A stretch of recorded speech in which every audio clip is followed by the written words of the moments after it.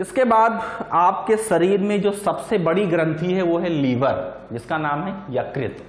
Liver के बारे में सुना होगा, किसी इंसान का लीवर अगर खराब हो जाता है तो इंसान को बचा पाना बहुत मुश्किल हो जाता है। लीवर सबसे बड़ी ग्रंथि है। लीवर से जो भी वहाँ पर चीज़ें बनती हैं वो आपके भोजन को पचाने में मदद करती हैं।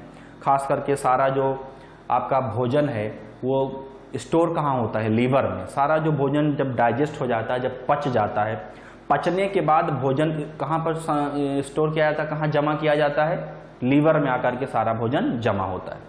तो लीवर के बारे में अगर आप देखिए तो यहाँ पर ये लीवर है, ये इतना पोर्शन लीवर का दिखाया गया है। ये लीवर आपको दिख रहा है, ये लीवर है, ठीक है। अग्नाशय नीचे है, लीवर ऊपर होता है।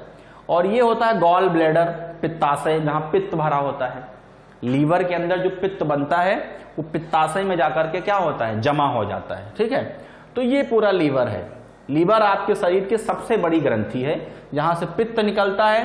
पित्त आकर के पित्ताशय में जमा होता है और वही पित्त भोजन को आगे अलग अलग तरीके से सपोर्ट करता है उसको पचाने में। क्या क्या यहाँ पे क्रियाएं हैं? तो देखिए, अगर हम यकृत के बारे में, तो ये शरीर की सबसे बड़ी ग्रंथि है, ये पॉइंट नोट करना है, सबसे बड़ी ग्रंथि है। इसका भार कितना है? 1.5 टू 1.2 टू 1.5, लगभग 1.5 किलोग्राम के आसपास। यकृत दाई और बाई दो पालियों में, यहां देखिए दाई साइड भी है, मतलब पूरा कवर करता है, दाई साइड बाई साइड दोनों साइड को कवर करता है, ठीक है। दाई पाली के नीचे पित्ताशय यहां पर होता है। यकृत के नीचे एक छोटा सा स्ट्रक्चर आप देख रहे हैं, ये पित्ताशय है। क्या है? पित्ताशय, जहां पित्त जमा होता है। इसमें पित्त संचय किया जाता है। तो कोई पूछता है कि पित्त कहां संचय होता है, तो आप कहोगे पित्ताशय में होता है, ठीक है। इसके अंदर पित्त वाहिनी होती है। पित्त वाहिनी क्या है? ये देखिए, ये निकल के आ रही है, ये पित्त नलिका है, ठीक है। और उसके ऊपर ये पित्त वाहिनी है, जहां से जो भी पित्त यहाँ स्टोर हुआ है वो नीचे लेके आएगा। कौन? पित्त वाहिनी और ये पित्त नलिका, जिससे नीचे पित्त आकर के भोजन को पचाने में मदद करेगा। उसके बाद यहाँ पर यकृति पालियों का जो निर्माण है यकृत कोशिकाओं द्वारा होता है। तो आपको पता ही है, यकृत भी एक अंग है, अंग में कोशिकाएं होती हैं। तो यकृत की कोशिकाएं जो होती हैं वो यकृत का निर्माण करती हैं। यकृत के अंदर क्या बनता है? पित्त बनता है। ये सारा पित्त कहाँ जमा होता है? पित्ताशय में। वो पित्त वाहिनियों द्वारा कहाँ आता है? आपकी जो छोटी आंत में, और वहां पे उस भोजन को पचाने में मदद करता है, ठीक है। यहां पर आप देखेंगे यकृत के कार्य। अब जो यकृत है उसके कार्य क्या है? यकृत में पित्त का निर्माण, सबसे पहला कार्य क्या है यकृत का? पित्त का निर्माण करता है, ठीक है। यकृत पित्त का निर्माण करता है, जो हल्का क्षारीय तरल होता है। अब पित्त में आप क्या क्या देखेंगे? जल, पित्त लवण, पित्त वर्णक, वसीय अम्ल, सोडियम, फास्फोरस, क्लोरीन, ये सब मिल करके पित्त का निर्माण होता है। पित्त कहाँ बनता है? यकृत में बनता है। पित्त जमा कहाँ होता है? पित्ताशय में जमा होता है। जो कि बस इतना याद रखना, पित्त में किसी भी तरीके का एंजाइम नहीं होता। पित्त में एंजाइम नहीं होते हैं। करता क्या है पित्त? ये वसा के पायसीकरण एवं अवशोषण में मदद करता है। अगर पित्त नहीं बनेगा तो आप वसा नहीं खा सकते। कोई भी तेल से बना हुआ पदार्थ आप खा ही नहीं सकते। कोई तेल की बनी हुई चीज नहीं खा सकते, क्योंकि पित्त ही जो है वो वसा को पचाता है और उसको अवशोषित करता है। पित्त के जो उपापचय में इसका महत्व क्या है? जो कार्बोहाइड्रेट है, जो प्रोटीन है, जो वसा है, इसके जो उपापचय है, जो सहायक है, वो क्या करता है? यकृत, मान लीजिए जो भी भोजन पच गया, पचने के बाद सारा ग्लाइकोजन के फॉर्म में, किस फॉर्म में? ग्लाइकोजन के फॉर्म में सारा फूड जो है वो यकृत में आकर के जमा होता है। तो यकृत में ग्लाइकोजेनेसिस एवं ग्लूकोनोजेनेसिस, ये दो क्रियाएं होती हैं, जिसमें सारा जो भी जमाव आपके शरीर का जो एक्स्ट्रा फूड है, जो कहीं यूज नहीं हुआ है, वो सब जाकर के लीवर में, यकृत में ग्लाइकोजन के फॉर्म में जमा हो जाएगा, ठीक है। पौधों में स्टार्च फॉर्म में होता है और जंतुओं में ग्लाइकोजन के फॉर्म में होता है। तो आप याद रखेंगे, यकृत का काम है पित्त बनाना और दूसरा है भोजन को संचय करना। किस फॉर्म में? ग्लाइकोजन के फॉर्म में, ठीक है। यह हमारे यकृत का मुख्य कार्य है। अब यहाँ पर जो आपके यकृत है उसका एक काम और ये संचय का कार्य क्या है कि विटामिन, कॉपर, जिंक, कोबाल्ट, लोहा, फॉस्फेट आदि चीजों को भी ये क्या करता है, संचित करता है, उसको जमा करता है। अन्य कार्य क्या है, यकृत की कोशिकाएं द्वारा भ्रूणीय अवस्था में आरबीसी का निर्माण होता है, ये बहुत जरूरी है। भ्रूणीय, जब कोई बच्चा पैदा नहीं होता है, जब पैदा नहीं होता तो माँ के पेट के होता है, माँ के पेट में, उस समय उसके अंदर बोन मैरो तो होती नहीं है, तो जो भी रुधिर कणिकाएं हैं, जो ये लाल रक्त कणिकाएं हैं, जो आरबीसी है, वो कहाँ बनती है, वो यकृत में बनती है। तो हीमोग्लोबिन का निर्माण भी वहां होता है, कहाँ, यकृत में। कब, जब भ्रूणीय अवस्था होती, जब कोई बच्चा पैदा नहीं हुआ होता है, जब वो माँ के गर्भ में होता है, उस समय वहां पर जो भी लाल रक्त कणिकाएं, जो ब्लड है, जो खून है, वो कहाँ बनता है, यकृत में बनता है। ठीक है ना, ये महत्वपूर्ण इसका कार्य है, इसे जरूर याद रखिएगा। अब यहां पर जो आपने देखा कि हमारा जो भी आहार नाल है, मनुष्य के अंदर जो पाचन तंत्र है, मनुष्य के अंदर जो पाचन तंत्र है, उसमें दो चीजें थी। एक तरफ क्या था, आहार नाल, आहार नाल था, और दूसरी तरफ क्या थी, पाचक ग्रंथियां थी, पाचक ग्रंथियां थी। आहार नाल कई पार्ट में डिवाइडेड है। आहार नाल में सबसे पहले क्या था, मुंह था, मुंह के बाद क्या थी, ग्रसिका, ग्रसिका के बाद क्या था, आमाशय, आमाशय के बाद क्या था, छोटी आंत, छोटी आंत के बाद क्या था, बड़ी आंत, और बड़ी आंत के बाद क्या था, गुदा। ये सब आहार नाल थे।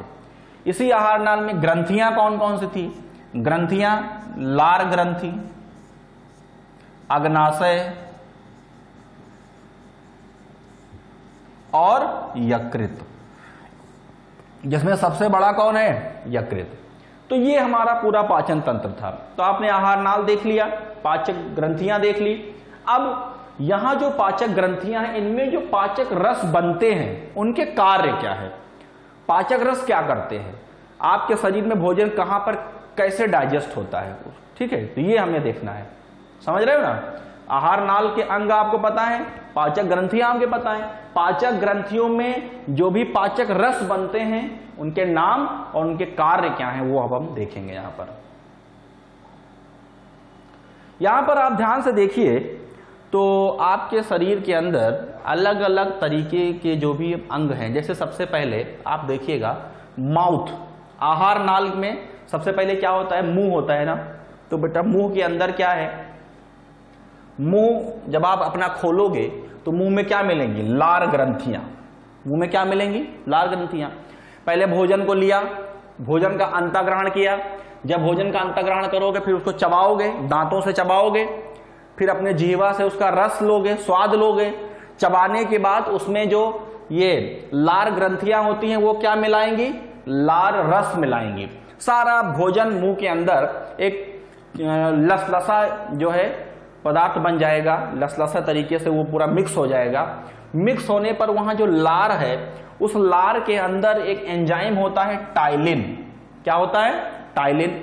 अब जो लार बनता है वो सबसे पहले भोजन में जो जीवाणु होंगे, जो बैक्टीरिया होंगे, उनको मार देगा। साथ ही साथ करेगा क्या, ये जो एंजाइम वहां होता है टाइलिन, ये मुख गुहा में, मतलब मुंह के अंदर मंड जो होता है, कार्बोहाइड्रेट, उसको पचा देगा। किसको पचाएगा, कार्बोहाइड्रेट को पचाता है ये, ठीक है। याद रखना, मुंह के अंदर किस चीज का पाचन होता है, कार्बोहाइड्रेट का। कौन करता है, लार रस करता है, ठीक है। इसके बाद आप देखेंगे तो इतना होने के बाद जो लसलसा पदार्थ है भोजन, वो ग्रसिका में आएगा। ग्रसिका से कहां चला जाएगा, अमाशय में। अमाशय में जब आप पहुंचेंगे तो अमाशय में कौन मिलेगा, जठर ग्रंथियां। जठर ग्रंथियों से क्या निकलता है, जठर रस।